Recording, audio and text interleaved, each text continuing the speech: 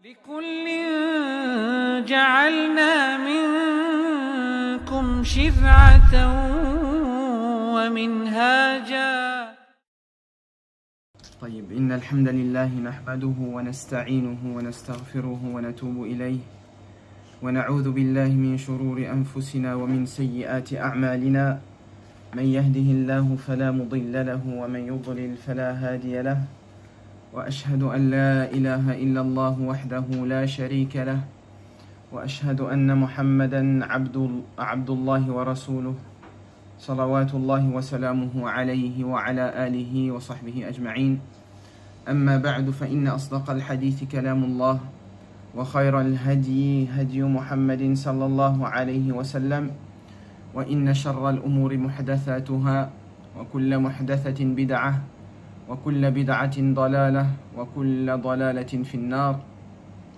أما بعد, on se retrouve à nouveau par la permission d'Allah subhanahu wa ta'ala autour d'un livre d'une très grande importance pour le musulman qui cherche à atteindre la satisfaction de son Seigneur tabaraka wa ta'ala, qui est Dhammu qaswati al-qalb, le blâme de la dureté du cœur. Le cours d'hier, on l'a dédié exclusivement au fait de connaître l'importance de ce qu'on étudie, l'importance de la science des cœurs, de la science qu'on appelle al-raqa'iq, de ce qui adoucit le cœur. On a passé 1h35 à expliquer cela. Ce cours, il est important pour tout ce qui va venir. Donc celui qui ne l'a pas écouté, qui va l'écouter bi'ithnillahi azza wa jal. Parce que c'est sur cette base que bi'ithnillah on pourra tirer profit de ce qui sera dit ensuite dans le livre. Donc aujourd'hui, par la permission d'Allah azza wa jal, on va rentrer dans l'étude du livre. On va essayer de tenir jusqu'à Salat al-Isha et pas trop dépasser, pour ne pas exagérer et pour avoir le plus de bénéfices et le plus de concentration possible pour chacun d'entre nous. Tamam. Et le frère il peut commencer à lire la risala du Cheikh rahimahullah. Bismillah ar-Rahman ar-Rahim. قال الإمام العلامة الحافظ زيد الدين بن الشيخ أبي العباس أحمد بن رجب فسح الله في مدته ونفع به. الحمد لله. رسالة في ذم قسوة القلب وذكر أسبابه وما تزول به. Non. Donc ici, vous avez la traduction que tu vas lire quand même. L'imam, le grand savant, le Hafiz Zayd ad-Din, fils du Cheikh Abou al-Abbas Ahmad ibn Rajab, qu'Allah fasse que l'on profite de lui, a dit: Louange à Allah, épître sur le blâmable de la dureté du cœur.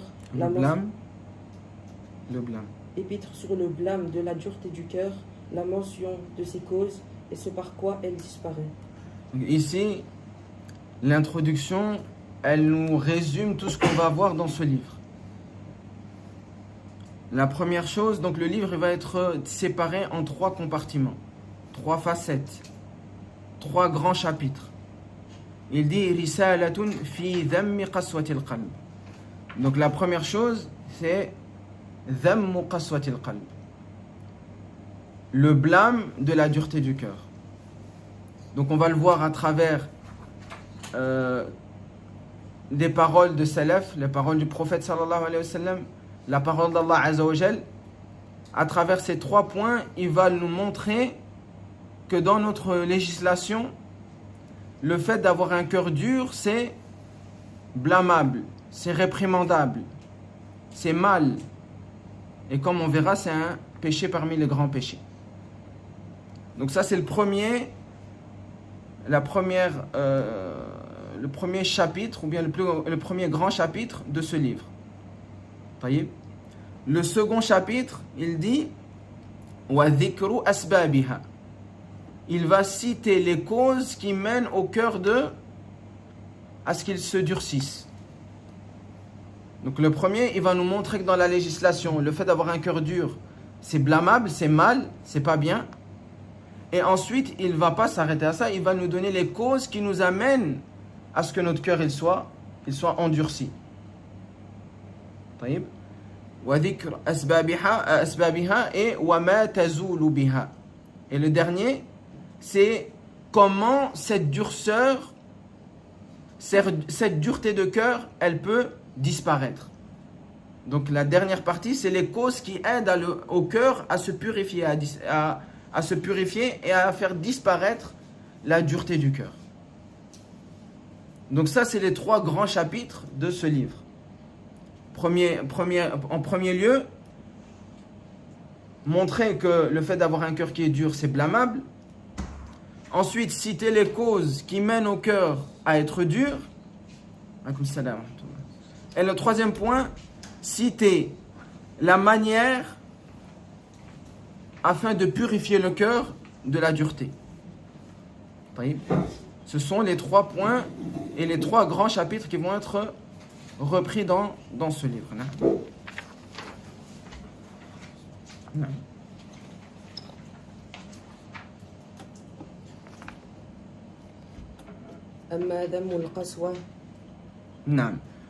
Donc ici, on commence par la première chose. Il s'agit de le blâme de la dureté du cœur. Comme j'ai dit au préalable, quand il dit le blâme de la dureté, est-ce qu'on peut blâmer quelqu'un qui fait quelque chose qui est permis? Non. Qui fait quelque chose qui est recommandé? On le blâme, on le réprimande pour ça. Non. Donc, ce qu'on entend par le fait de blâmer la dureté du cœur, c'est que c'est un péché. Et au-delà de ça, c'est un grand péché. Donc, les péchés sont petits ou grands. Eh bien, le fait d'avoir un cœur qui est dur, c'est un grand péché. Le fait de ne pas ta'tani bil qalb, de ne pas donner d'importance à la purification de ton cœur, c'est un grand péché. Ou c'est un péché. Le fait de ne pas purifier ton cœur, c'est un péché. Donc tout ce qui mène à ce que le cœur il soit dur, c'est un péché. Et la dureté du cœur en soi-même, c'est un grand péché. Mafhoum hada? Donc ce qui mène à la dureté du cœur, c'est un péché. Et la dureté du cœur en elle-même, c'est un grand péché.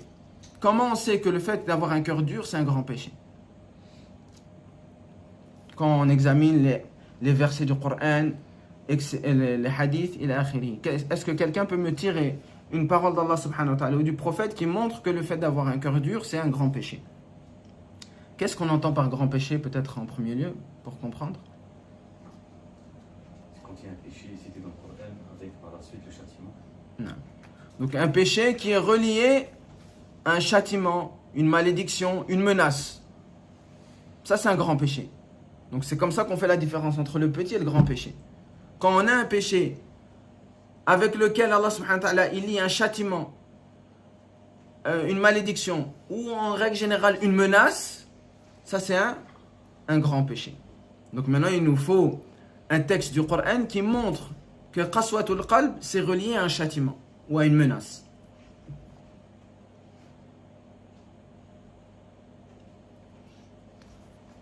Non.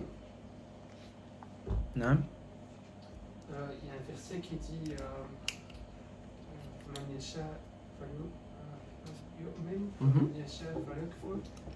Et après il dit le châtiment. Non, ça, le verset que je cherche, il parle spécifiquement du cœur. Donc le cœur, il est cité. Et la dureté du cœur, plus précisément, elle est citée. Faut pas tricher, hein. Regardez sur internet là. Non. Allah subhanahu wa ta'ala il dit فَوَيْلٌ لِلْقَاسِيَةِ قُلُوبُهُمْ مِنْ ذِكْرِ اللَّهِ. فَوَيْلٌ, al-wayl, c'est une rivière en enfer. Donc Allah Azza wa Jalla il annonce une rivière en enfer pour qui? لِلْقَاسِيَةِ قُلُوبُهُمْ مِنْ ذِكْرِ اللَّهِ. Pour ceux qui ont un cœur dur face au rappel d'Allah. طيب. Donc Allah Azza wa Jal, il a cité Al-Wail, ça veut dire il annonce la rivière en enfer. Pour qui? Pour ceux qui ont un cœur dur par rapport au rappel d'Allah subhanahu wa ta'ala. طيب. فويل للقاسية قلوبهم من ذكر الله. Ce verset-là, il va revenir dans les versets que l'imam Ibn Rajab il a cités. طيب. Il va revenir et on reviendra sur ce verset-là, Inch'Allah. Tamam. Donc là, on voit que le fait d'avoir un cœur dur, ça fait partie des grands péchés. Et tout ce qui amène à ce que le cœur il soit dur, ça fait partie des péchés également. Une règle dans notre religion, c'est qu'une chose qui mène vers un péché, il est interdit. Quelque chose qui mène vers un péché est interdit. Des exemples, il y en a énormément. La mixité, elle n'est pas interdite parce que en elle-même, on voit dans le Hajj, il y a la mixité, dans les aswaq, dans les marchés, il y a de la mixité. Mais pourquoi elle est interdite?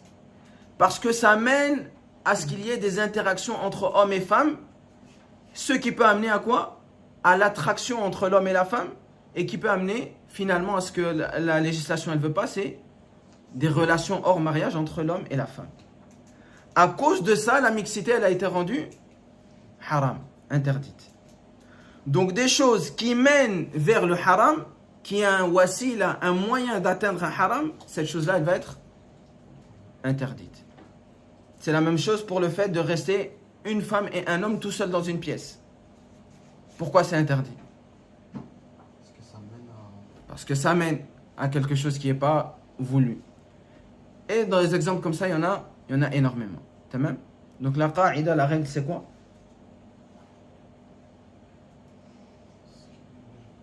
Naam? Ce qui mène vers un péché est interdit. Ce qui mène vers un péché est interdit. Tamam? Naam. Ensuite, l'imam Ibn Rajab, il va nous citer 3 versets qui concernent la dureté du cœur, où Allah subhanahu wa ta'ala, il parle de la dureté du cœur. Naam. À savoir que dans tout le Coran, la dureté du cœur, elle est citée 6 fois, dans 6 versets différents. Donc s'il a cité 3 versets, il en manque 3 autres. Ah, tabarakallah alaykoum, vous êtes fort en maths. Donc avant qu'on rentre dans les versets que l'imam il a cités, je vais citer les 3 versets qu'il n'a pas cités. Quand même, pour compléter la compréhension de la dureté du cœur dans le Coran. Quand même. Le premier verset, c'est dans sourate, regarde, que je regarde bien, sourate al-Baqarah. طيب. Allah subhanahu wa ta'ala il dit فَبِمَا نَقْضِهِمْ مِيثَاقَهُمْ ماذا لعناهم. Ensuite وَجَعَلْنَا قُلُوبَهُمْ قَاسِيَةً. Donc Allah subhanahu wa ta'ala il dit à cause du fait qu'ils ont rompu notre alliance, là on parle de qui? Des juifs et des chrétiens. À cause du fait qu'ils ont rompu notre alliance, la'annahum, ils ont encouru notre malédiction. وَجَعَلْنَا قُلُوبَهُمْ قَاسِيَةً. Et on a fait de leur cœur que leur cœur soit dur. Donc ici on apprend une chose importante, et ça c'est bien de réfléchir sur les versets. C'est pour les juifs et les chrétiens, mais ça s'adresse à tous ceux qui auront le même comportement qu'eux. Quand Allah subhanahu wa ta'ala il nous donne une chose qui est une alliance, le fait de la briser, de ne pas la respecter, de la négliger, ça amène à quoi? À la dureté du cœur. Et qu'est-ce qui fait partie de notre religion qui est un pacte entre nous et Allah subhanahu wa ta'ala, une alliance entre nous et Allah azza wa jal? الصلاة. العهد الذي بيننا وبينهم الصلاة. Le pacte qu'il y a, ou bien la différence de pacte qu'il y a entre nous et les non-musulmans, c'est la prière. C'est pour ça que celui qui néglige, quand on regarde dans le Coran, quand Allah azza wa jal parle de ceux qui négligent, il dit quoi? فَوَيْلٌ لِلْمُصَلِّينَ. Et qu'est-ce qu'il dit également concernant le fait d'avoir un cœur dur? فَوَيْلٌ لِلْقَاسِيَةِ قُلُوبُهُمْ. On voit la même chose. فَوَيْلٌ لِلْمُصَلِّينَ. Malheur, où Allah Azza wa Jalla, il annonce la rivière en enfer pour ceux qui sont négligents par rapport à leur prière. Et également, فَوَيْلٌ لِلْقَاسِيَةِ قُلُوبُهُمْ. Malheur à ceux qui ont un cœur dur par rapport au rappel d'Allah subhanahu wa ta'ala.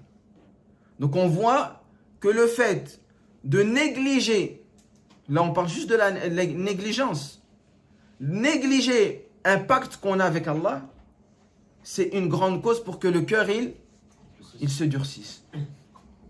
La négligence dans la prière, elle se voit à travers plusieurs manières. Qui peut me citer des manières à travers lesquelles on peut voir qu'on néglige la prière? Non. Avoir du mal à lâcher son occupation pour aller prier. Ah, mais ça c'est un wajh. La prière, son heure est rentrée, et moi je laisse une occupation qui est secondaire, et je laisse la prière pour après. Taïb. Ça c'est un manque vis-à-vis de notre lien avec Allah Azza wa Jal, notre pacte avec Allah. Ça veut dire quoi? Ceux qui retardent la prière. C'est un peu dans le même wajh. Isra. Je pense que quelqu'un a le Non? Prier rapidement. Le fait de ne pas être concentré dans la prière. Ça, c'est un des plus grands manquements dans ton pacte. Parce que celui qui n'est pas concentré, il rate ce pourquoi la prière elle a été légiférée. C'est la concentration, l'humilité devant Allah subhanahu wa ta'ala. Donc ça fait partie des négligences. Quoi encore?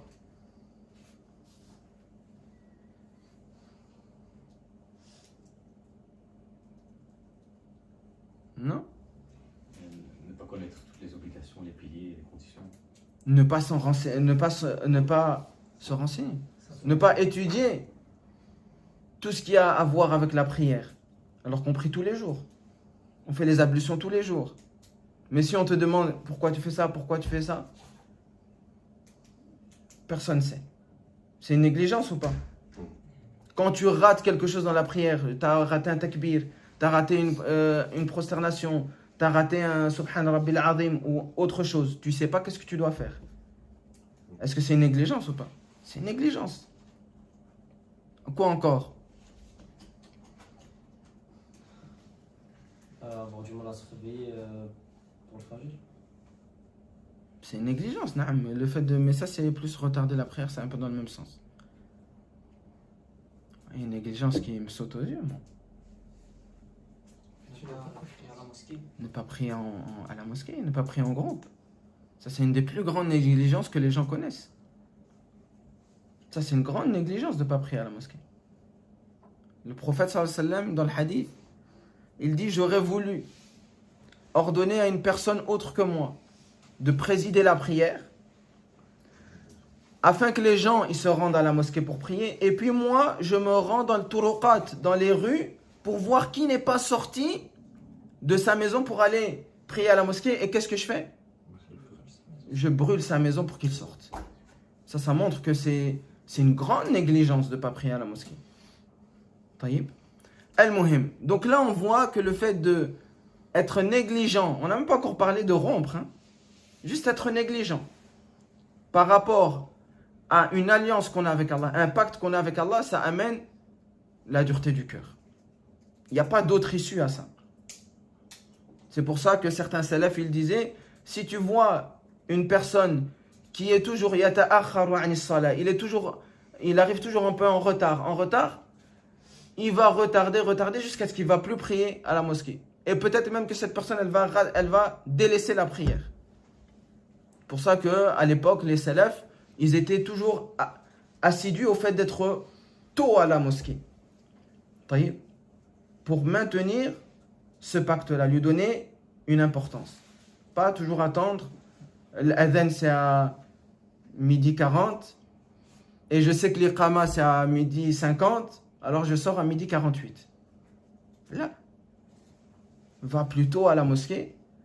Et au plus tôt tu es, au plus tôt, tu seras un de ceux qui aura préservé et qui aura donné une importance à son alliance et à sa prière avec Allah subhanahu wa ta'ala.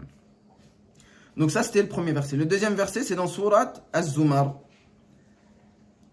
Allah subhanahu wa ta'ala il dit فَلَوْلَا إِذْ جَاءَهُمْ بَأْسُنَا تَضَرَّعُوا وَلَكِنْ قَسَتْ قُلُوبُهُمْ وَزَيَّنَ لَهُمُ الشَّيْطَانُ مَا كَانُوا يَعْمَلُونَ. Allah Azza wa Jalla dit, et si seulement, quand les gens y voient les troubles, le mal qui est autour d'eux, les difficultés qu'ils rencontrent, tadarra'u, si ça les aurait amenés à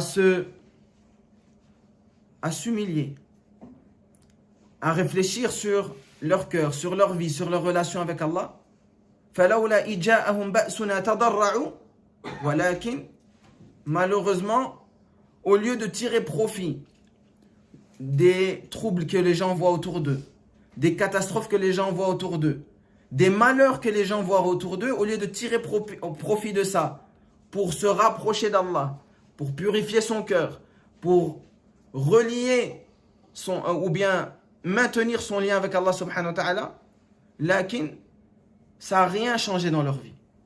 C'est-à-dire c'est des gens qui ne réfléchissent pas, ils vivent comme des animaux. Ils voient tout ce mal autour d'eux, ils voient tous ces problèmes autour d'eux, ils voient tous ces malheurs dans leur vie, mais ça ne change rien à leur vie.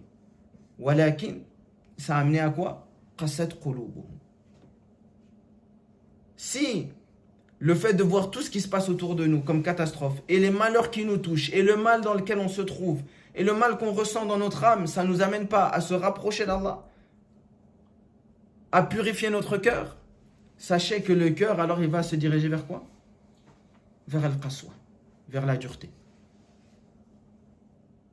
Une question que je pose à chacun d'entre vous, est-ce que ça vous est pas déjà arrivé que vous vous sentez pas bien, que vous voyez autour de vous du mal et que ça va pas et que rien ne va, mais au lieu que ça vous amène à vous rapprocher d'Allah, ça vous a juste amené à vous déprimer, vous avez senti à partir d'un moment que votre cœur, il est fatigué, il est mort.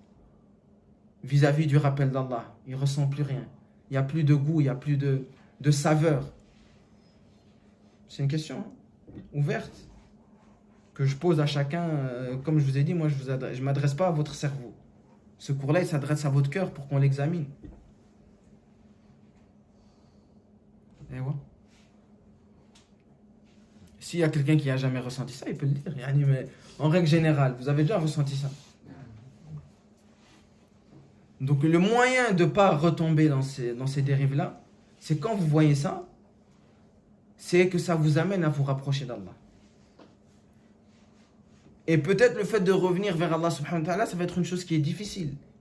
Parce que si vous arrivez à ce niveau-là, ça veut dire que le cœur, il a été vraiment sali. Et comme on a dit hier, pour purifier une chose qui est sale, ça demande de l'effort. Donc peut-être au début, vous allez faire des adorations, mais ça, vous allez ressentir aucune saveur. Ça va être lourd, ça va être difficile. Mais comme Allah subhanahu wa ta'ala dit, continuez à purifier ce cœur-là, malgré que vous ne ressentez rien. Continuez. Parce que Allah subhanahu wa ta'ala il dit que parfois, il y a certaines personnes, les messagers sont venus à eux, et il y avait des troubles, et il y avait du mal, et les gens, ils n'en pouvaient plus. C'est comme quelqu'un, il peut se dire, j'en peux plus. Moi, je prie et tout ça, mais je ne ressens rien. Alors les gens, ils ont dit quoi au prophète? Mata nasrullah. C'est quand qu'Allah il va venir nous secourir? Et Allah Azza wa Jalla, qu'est-ce qu'il répond? Le secours est proche. Hein? Le secours est proche. Ala inna nasrallahi qarib. Certes que le secours d'Allah il est proche. Continue et tu verras un moment, Allah subhanahu wa ta'ala, il va t'amener dans un endroit de purification. Mais ça demande de l'effort. Taïb. Par contre, celui qui donne une grande importance à sa vie dans l'au-delà, même si ça demande l'effort, il va faire ses efforts. Parce que son but ultime, c'est de rentrer au paradis. Et le paradis, on l'atteint avec des efforts. Celui qui croit qu'il va arriver au paradis en mettant ses pieds en l'air et en restant couché, il va voir autre chose que ce qu'il attendait. Et le dernier, naam. Ça, je pense le deuxième, je t'ai trompé en disant Surat Zumar, mais c'est Surat Al-An'am. Surat Zumar, lui il me dit Surat Zumar. Afwan. Le premier déjà, Aslan, c'est Surat Al-Ma'ida. J'avais dit Surat Al-Baqarah, Afwan, c'était Surat Al-Ma'ida, le verset 13. Le deuxième, effectivement, c'est Surat Al-An'am, verset 43 et 43. Et le dernier, c'est Surat Al-Hajj. Allah Azza wa Jal dit لِيَجْعَلَ مَا يُلْقِي الشَّيْطَانُ فِتْنَةً لِلَّذِينَ فِي قُلُوبِهِمْ مَرَضٌ وَالْقَاسِيَةِ قُلُوبُهُم. Allah Azza wa Jal dit, et Allah, il met à l'épreuve par Shaitan 2 personnes. Ça veut dire qu'il y a 2 personnes, Shaitan, il va avoir une grande influence dans leur égarement. C'est qui qu'on a cité? Là. Comment ça? Shaitan, il va être une fitna pour Shaitan. Pour 2 sortes de personnes. C'est qui? Ceux qui ont un cœur dur, Shaitan, il va avoir une plus grande influence sur eux. Et on le ressent quand le cœur il est faible. Qu'on a plus facile à tomber dans le péché. Que les insufflations de Shaitan, elles sont beaucoup plus puissantes. Naam. Et Celui qui prie pas. là, c'est cité ici, hein? Ça ne va pas m'inventer. Il n'y a pas ça là-dedans. Naam. Alladhina fi qulubihim marad. Ceux qui ont une maladie dans le cœur. Donc il y a 2 types de personnes que Shaitan peut être une fitna, une épreuve pour eux. C'est ceux qui ont le cœur dur et ceux qui ont des maladies du cœur. En fonction de tes maladies de cœur, Shaitan, en fonction de ça, il aura une plus grande influence. Il y a des personnes qui ont des maladies de cœur qui sont faibles. Donc les insufflations de Shaitan, ils seront aussi faibles par rapport à lui. Il y en a qui ont des maladies de cœur qui sont graves, qui ne conduisent pas encore à la dureté, ou qui sont graves. C'est-à-dire que les insufflations et la fitna de Shaitan, elle sera plus importante. Et ceux qui ont le cœur dur, Allah al-Musta'an, qui ont encore une fitna plus grande, et le Shaitan il a encore un plus grand pouvoir sur eux. Donc ça, c'est les 3 versets qui n'ont pas été cités par le cheikh. Donc dans surat, j'ai dit quoi? Al-Ma'ida, le verset 13, surat Al-An'am, le verset 43, et surat Al-Hajj, le verset, je sais plus quel verset. Le verset 53. Tamam. Ensuite, on va revenir maintenant aux 3 versets que le cheikh il a cités dans le livre. قال تعالى ثم قست قلوبكم من بعد ذلك فهي كالحجارة أو أشد قسوة.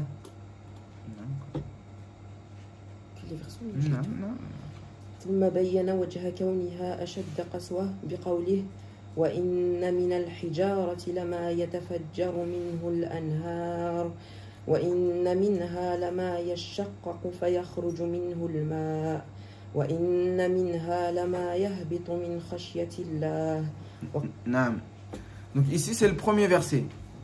J'avais fait une différence, c'est ici Surat Al-Baqarah, contrairement à ce que j'avais dit. Tamam. Donc Allah subhanahu wa ta'ala dit ثم قست قلوبكم من بعد ذلك فهي كالحجارة أو أشد قسوة. La première chose ici, Allah il parle de qui ici? ثم قست قلوبكم. Puis vos cœurs sont devenus durs. Il parle à qui? Il parle de qui? Naam. Les Banu Israël, les enfants d'Israël. Les juifs si vous voulez. Tamam. Donc il dit aux Banu Israël ثم قست قلوبكم. Ensuite vos cœurs se sont endurcis. Et les cœurs endurcis, ils sont de 2 types. كالحجارة أو أشد قسوة. Ils sont soit comme les pierres ou encore plus pires que les pierres, encore plus durs que les pierres. Ici, quand il dit ils sont comme les pierres, ça il parle des cœurs malades. Et on va le voir pourquoi. Et quand il dit ashaddu qaswa, encore plus dur que les pierres, ça parle des cœurs qui sont endurcis. Comme le dernier verset de sourate Al-Hajj qu'on a cité. Alladhina fi qulubihim marad wal qasiyati qulubuhum. Ceux qui ont une maladie du cœur et ceux qui ont un cœur qui est endurci. Dans ce verset-là, on le voit où? Fahiya kal hijara. Ça c'est alladhina fi qulubihim marad. Ceux qui ont un cœur comme des pierres, c'est ceux qui ont des maladies du cœur. Ou ashaddu qaswa, ou qui sont plus durs, les cœurs plus durs que des pierres, ça c'est ceux qui ont un cœur qui est endurci. On le voit ça à la suite du verset. Il dit, Allah Azza wa Jal, wa inna min al-hijarati madha lama yatafajjaru minhu al-anhar. Il y a des pierres desquelles jaillissent des rivières. Wa inna minha lama yashaqqaqu min khashyatillah. Il y a yashaqqaqu fayakhruju minhu al-ma. Il y a des pierres qui se fendent et qui laissent passer entre elles de l'eau. Ça veut dire que ces pierres-là, malgré leur dureté, il y a un bénéfice. Il y a de l'eau qui jaillit, il y a de l'eau qui jaillit des pierres, ou bien il laisse passer de l'eau à travers elles. Ça veut dire qu'il y a un certain bénéfice à la pierre. Elle va se fendre pour laisser passer l'eau, ou bien de l'eau va jaillir d'elle, ou bien la fin, wa inna minha lama yahbitu min khashyatillah. Et il y a parmi les pierres des pierres qui sont emplies de crainte d'Allah subhanahu wa ta'ala. Et on va voir ça également, comment on peut comprendre ça. Al-Muhim, la pierre, on peut tirer bénéfice de la pierre. Ça veut dire que si on dit que les cœurs, ils sont quel hijara, ils sont comme les pierres, ça veut dire qu'il y a encore un bénéfice à ce cœur-là. Mafhoum? C'est-à-dire que le cœur, il est malade, il n'est pas mort. Walakin ashaddu qaswa min al-hijara. Si le cœur, il est plus dur que la pierre, ça veut dire qu'il n'y a plus de bénéfice. Ça veut dire que le cœur, il est mort. Il est endurci. Tamam? Donc ici, Allah subhanahu wa ta'ala, quand il nous dit wa inna minha lama yahbitu min khashyatillah. Comment une pierre, elle peut être emplie de crainte d'Allah subhanahu wa ta'ala.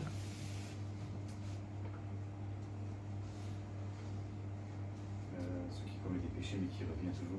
Une pierre, mais je parle juste de la pierre.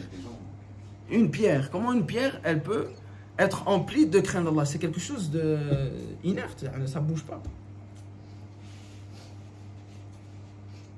Je n'ai pas compris le sens de la question. Ah, mais t'as compris le sens de ma question. Ouais, mais j'ai pas la réponse. Non, mais c'est pour que tu l'expliques la question.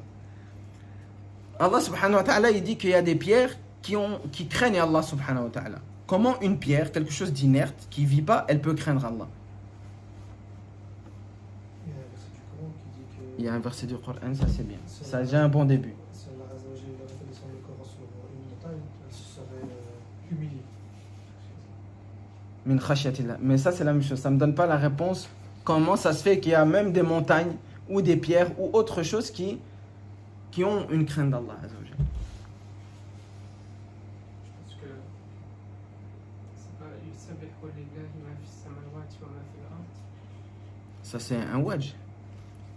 Tout ce qui est dans les cieux et sur la terre, donc tout ce qui nous entoure, il glorifie Allah Azza wa Jalla. Et dans un autre verset, walakin la tafqahuna tasbihahum. C'est juste que vous ne comprenez pas, vous n'entendez pas leur tasbih, leur glorification d'Allah. C'est-à-dire toute chose qui vit, qu'Allah Azza wa Jalla a créé, elle glorifie Allah Azza wa Jalla. C'est juste nous qui sommes incapables de comprendre et de voir et d'entendre cette glorification. L'arbre, il glorifie Allah. La pierre, elle glorifie Allah. Les cieux, ils glorifient Allah. La mer, elle glorifie Allah. Tout ce qui existe dans le kawn, il glorifie Allah Azza wa Jalla. Tout ce qui existe dans le kawn, ils craignent Allah. Ils ont une crainte d'Allah Azza wa Jalla. Mafhoum? C'est comme ça qu'on comprend qu'une pierre, ou bien comme il a dit, al-jibal, les montagnes, ils peuvent se fendre par crainte d'Allah. Parce que la montagne qu'on voit, nous on la voit inerte, mais elle est en train de... Elle glorifie Allah subhanahu wa ta'ala. Walakin la tafqahuna tasbihahum. C'est juste nous qu'on ne peut pas comprendre et on ne peut pas atteindre la compréhension de cette glorification. Naam. Tu peux lire la prochaine verset. وقال تعالى ألم يأن الذين آمنوا أن تخشع قلوبهم لذكر الله وما نزل من الحق ولا يكونوا كالذين أوتوا الكتاب من قبل فطال عليهم الأمد فقست قلوبهم. Naam. On reparle de qui ici dans ce verset? J'ai oublié, tu dois traduire. Et Allah dit, le moment n'est-il pas venu pour ceux qui ont cru que leur cœur s'humilie au rappel d'Allah et à ceux qui ont descendu et à ceux qui est descendu de la vérité, et qu'ils ne soient pas comme ceux à qui le livre a été donné auparavant et dont la durée s'est prolongée, si bien que leurs cœurs se sont endurcis. Donc ça c'est Surat Al-Hadid. Ça parle de qui encore? Les juifs et les chrétiens à ce moment-là. Utul kitaba min qablik. Ceux qui ont reçu le livre avant vous. Il y a deux qui ont reçu le livre, les juifs et les chrétiens. Ça a une importance, hein. Je le répète, qu'Allah, dans le premier verset, il parlait des juifs, dans ce verset, il parlait des chrétiens, dans les versets qu'on a cités également, il y a des moments où il parlait des juifs et des chrétiens, ça a une importance. On retient ça. Donc Allah Azza wa Jalla dit Alam ya'ni lilladhina amanu. Est-ce que le moment il n'est pas venu pour celui qui prétend croire et avoir la foi en Allah, an takhsha'a qulubuhum li dhikrillah, qu'ils amènent leur cœur à se fendre, à s'humilier quand on parle d'Allah Azza wa Jal.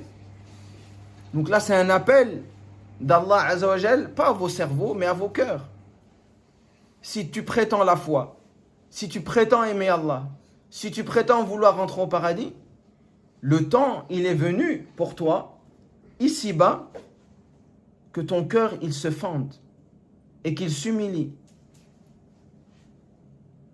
vis-à-vis du rappel d'Allah subhanahu wa ta'ala. Donc ça c'est encore un appel à celui qui a la prétention de croire en Allah, de aimer Allah, qu'il doit faire attention à son cœur. Qu'il doit faire attention à ce que son cœur puisse accepter et trembler quand on parle d'Allah Azza wa Jal.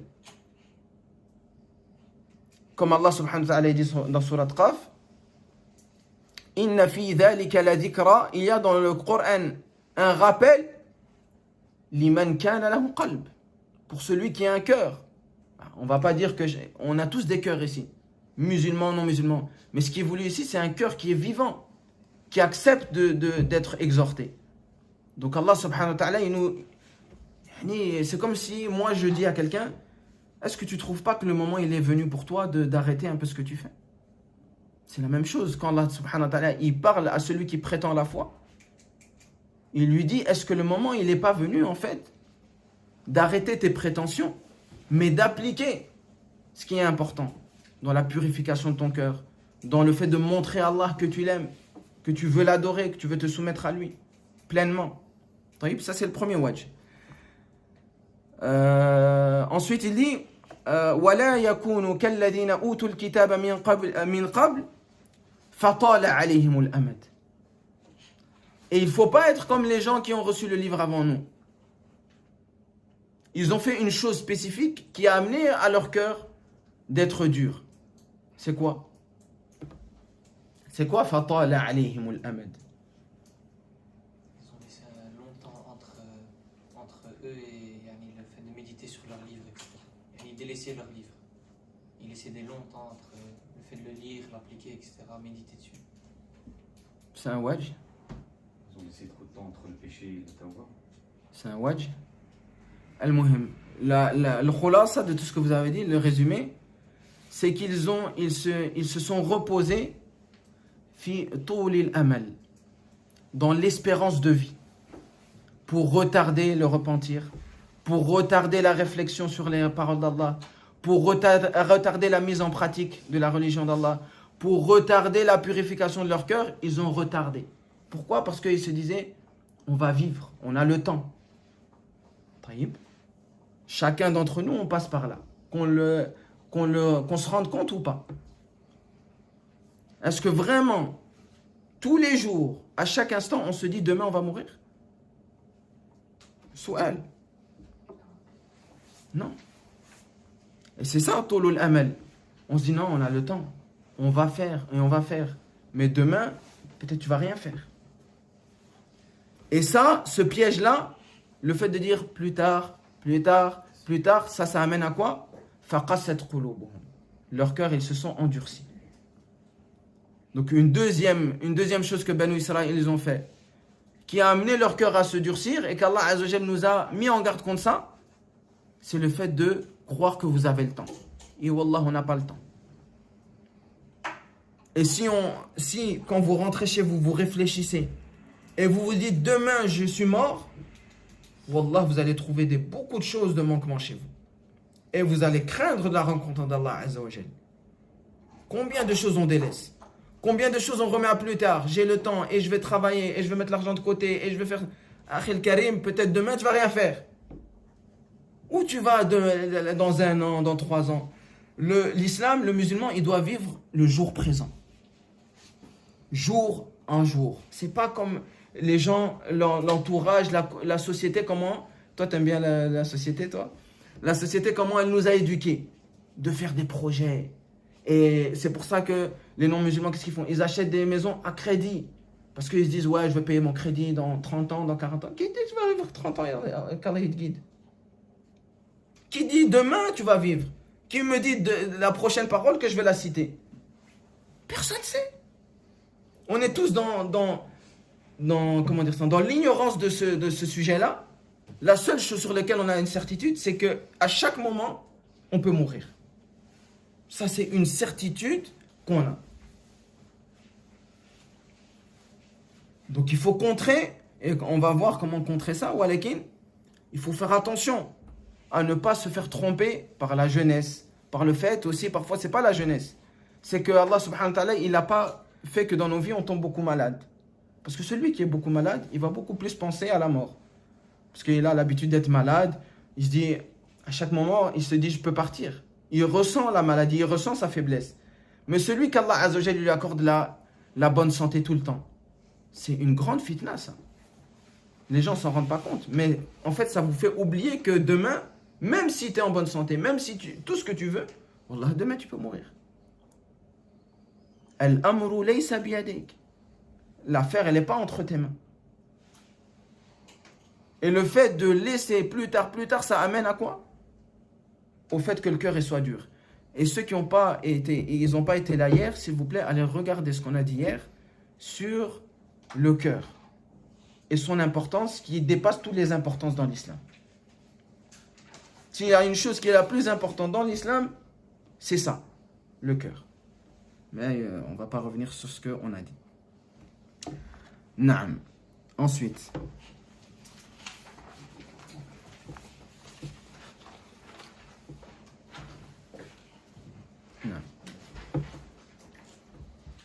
وقال تعالى فويل للقوم. Non. اسمح لي, je reviens. Allah Azza wa Jalla dit فَطَالَ عَلَيْهِمُ الْأَمَدِ. J'avais dit que, subhanallah, que j'allais donner des manières de contrer ce tulul amal. Qui peut me donner des paroles d'Allah ou du prophète sallallahu alayhi wa sallam qui nous aident à casser ce tourbillon du fait d'avoir l'espoir de vivre. Il y a une chose qui est évidente. Visiter les tombes. Première chose, le prophète sallallahu alayhi wa sallam dit kuntu nahaytukum an ziyarati al-qubur ala fazuruha fa innaha tudhakkirukum al-akhirah. Dans un premier temps, je vous avais interdit de visiter les tombes. Mais maintenant, je vous dis, visitez-les, parce qu'elle vous rappellera l'au-delà. Donc ça, c'est un premier moyen. Quand on sent, je vais vivre, va un peu regarder les gens qui sont dans les tombes. Médite un peu sur ces gens-là.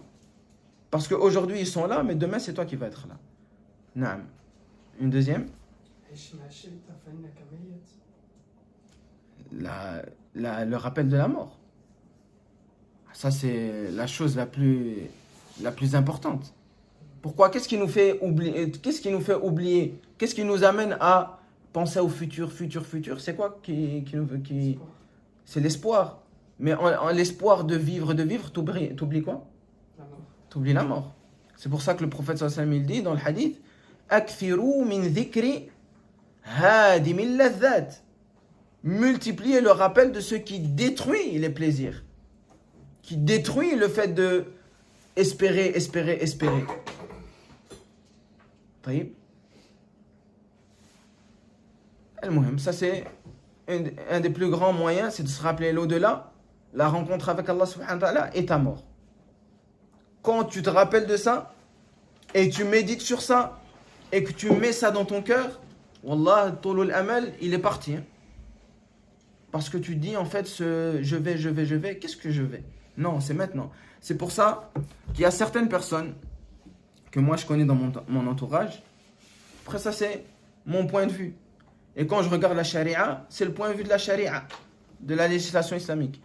Des gens, qu'est-ce qu'ils font? Ils se disent, je vais travailler. Ça, c'est mon point de vue encore, je dis. Je vais travailler 3-4 travails.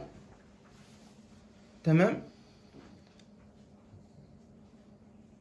Et à côté de cela, à cause de ces 3-4 travails, il ne sait pas se rappeler d'Allah subhanahu wa ta'ala.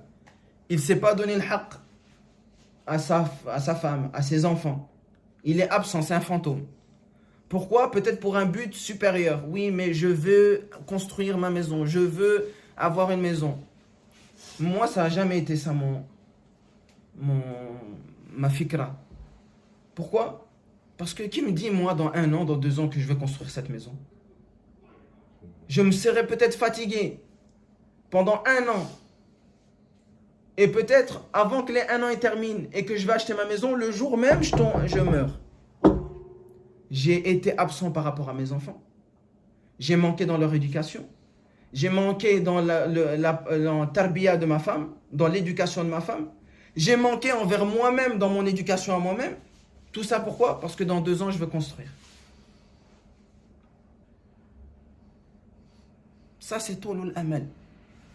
Comme si on a une certitude de faire. Non, tu peux faire, mais toujours en laissant le temps à ton cœur de réfléchir. En laissant à ton temps le droit que ta femme elle a sur toi, que tes enfants ils ont sur toi. Après ça, travaille comme tu veux. Mais toujours laisser ce temps-là, le temps qui te permet de te sauver toi et ta famille. Si ce temps-là, il n'existe pas, tu es en train de courir vers ta perte, toi et ta famille, et ton cœur, tu es en train de le mettre en danger. C'est vrai ou pas? Une question encore en général. Quand tu travailles trop, vous ne sentez pas une faiblesse dans l'adoration? C'est vrai ou pas? Je pense que chacun, il y en a beaucoup qui ont travaillé beaucoup, qui ont passé par des moments où ils travaillaient moins. Ça ne veut pas dire qu'il ne faut pas travailler, qu'on m'entende bien. Mais donner chaque chose en son temps. Et la chose laquelle on doit donner le plus de temps, c'est de se sauver de l'enfer. Et sauver nos familles de l'enfer. Ça, c'est la plus grande chose. Le plus grand droit que tes enfants et ta femme, ils ont sur toi, c'est de leur donner les outils pour qu'ils soient sauvés de l'enfer. Souvent, quand on parle du mari qui doit subvenir aux besoins, il doit être là, mais en fait, on oublie que le plus grand risque que le mari doit donner à sa femme et ses enfants, c'est pas les habits, c'est pas la nourriture, c'est les moyens de se sauver de l'enfer. Ça, c'est la chose la principale dans les foyers. Ceux qui ne sont pas mariés ou ceux qui sont mariés, une des choses qui doit être centrale dans votre mariage et dans votre foyer, c'est avoir un moment d'enseignement vis-à-vis de votre femme Ça veut dire dans un premier temps que vous ayez étudié. Comment, si vous n'avez pas étudié, vous allez enseigner à votre femme? Comment, si vous n'avez pas étudié, vous allez enseigner à vos enfants? Ça veut dire qu'en tant que père, vous n'allez pas pouvoir donner le haqq à votre femme et à vos enfants. Taïb. Et nous, on pense toujours l'argent et tout le temps les mêmes choses, la dunya. Alors que la plus grande chose sur laquelle on doit faire attention, c'est les sauver de l'enfer. C'est ça qu'on doit leur donner. Les moyens de se sauver de l'enfer. Tamam? Naam. وقال تعالى فويل للقاسية قلوبهم من ذكر الله أولئك في ضلال مبين. Non, tu lis aussi la fin. Je crois là-bas.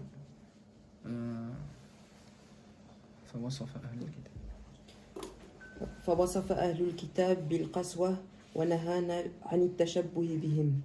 قال بعض السلف. Non, tu peux lire. Et Allah subhanahu wa ta'ala a dit: malheur donc à ceux dont le cœur se sont endurcis contre le rappel d'Allah, ceux-là sont dans un égarement manifeste. Ainsi Allah a décrit les gens du livre comme étant durs de cœur, et il nous a interdit de leur ressembler. Non. Donc comme on a vu, ici c'est une annonce que le fait d'avoir un cœur dur, c'est un grand péché. Taïb. Le verset d'avant et le verset d'après, non, le début du verset, il n'a pas été cité par l'imam Ibn Rajab. Walakin, moi je vais le citer. Parce que pour moi, il est important. Allah subhanahu wa ta'ala dit: أَفَمَنْ شَرَحَ اللَّهُ صَدْرَهُ لِلْإِسْلَامِ فَهُوَ عَلَى نُورٍ مِّن رَبِّهِ. Ne voyez-vous pas celui qu'Allah Azza wa Jal, il a ouvert son cœur à l'islam. Il a ouvert sa poitrine afwan, au fait d'accepter l'islam. فَهُوَ عَلَى نُورٍ مِّن رَبِّهِ. Et à cause de ce cœur pur, de cette poitrine pure, il marche au milieu des gens avec une lumière de la part d'Allah subhanahu wa ta'ala. Ça nous montre tout ce qu'on a dit, tout ce qu'on répète de hier jusqu'à aujourd'hui. C'est Allah subhanahu wa ta'ala qui accorde au serviteur de purifier son cœur. C'est Allah subhanahu wa ta'ala qui accorde au serviteur que son cœur il soit touché par le rappel d'Allah. C'est pas nous. Donc celui, et ça subhanallah c'est terrible subhanallah. Ça fait peur même. Celui qui ne ressent pas que son cœur se purifie, qui voit dans sa vie, qui ne prête pas attention à son cœur, ça veut dire qu'Allah subhanahu wa ta'ala, pour cette personne, il ne lui a pas voulu le bien.